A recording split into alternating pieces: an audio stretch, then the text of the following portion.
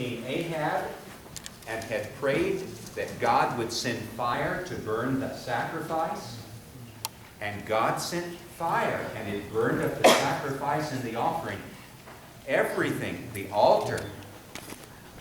And Elijah had done many important things for God.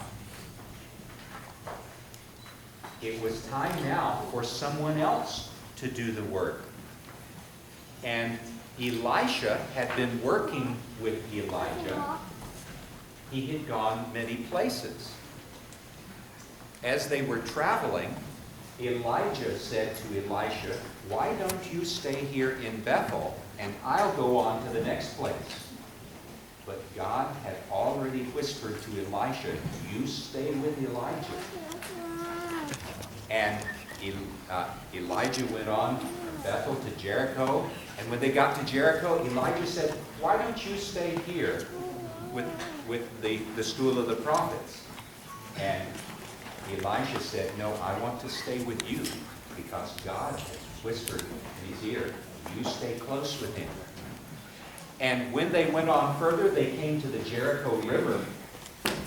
And that Jericho River was a big river across. And it flowed swiftly. It would be hard to swim. Elijah took off his mantle and he rolled it up and he struck the water, and the waters parted, and Elijah and Elisha walked across to the other side. And they went away further. And then something very interesting happened. We only know about this one time in all the Bible. A chariot with mighty horses came down and picked up Elijah and carried him to heaven. Took Elijah to heaven. Elisha had asked for one thing, and that was a double portion, twice as much of the spirit of Elijah.